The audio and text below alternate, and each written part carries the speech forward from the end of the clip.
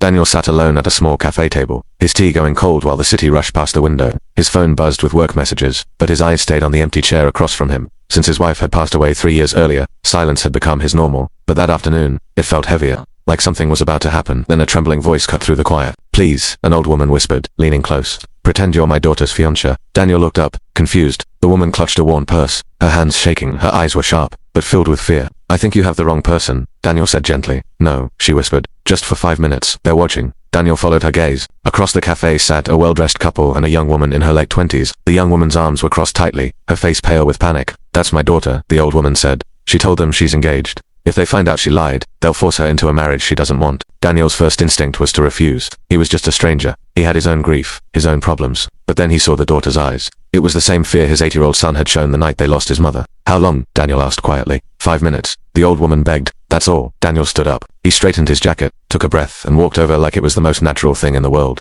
He slipped an arm around the young woman's shoulders. "Sorry I'm late," he said with an easy smile. "Traffic was terrible." The couple turned. "And you are?" the man asked sharply. "Daniel," he replied calmly. "I'm engaged to your daughter." The young woman stiffened, then slowly relaxed and took his hand. Her palm was cold and shaking. They talked about work, about plans, about a wedding date that didn't exist.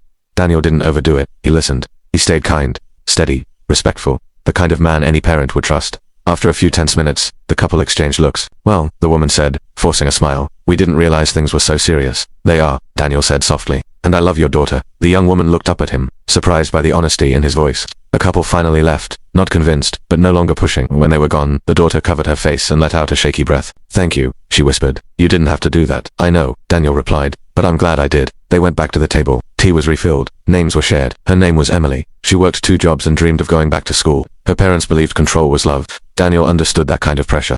When it was time to leave, Emily hesitated. "Would you like to have dinner sometime?" she asked. "As yourself, not pretending." Daniel smiled. "I'd like that." Weeks passed, then months. Emily met Daniel's son, slowly, carefully. She didn't try to replace anyone. She just showed up with patience, warmth, and kindness. She helped with homework. She listened to bedtime stories. She brought laughter back into a home that had forgotten its sound. One evening, Daniel overheard his son whispering in the kitchen, "I think my dad smiles more now." Emily's eyes met Daniel's across the room. Something unspoken passed between them. The old woman visited often. She brought food. She brought blessings. And every time she saw Daniel, she said the same thing. "Kindness brought you here." 1 year later, Daniel sat in the same cafe again. This time, Emily was across from him, laughing while his son stirred sugar into his tea. Daniel finally understood. That day, he didn't just pretend for 5 minutes. He opened a door. Kindness doesn't always shout. Sometimes it whispers. Sometimes it only asks for 5 minutes. But when you answer, it can change your life.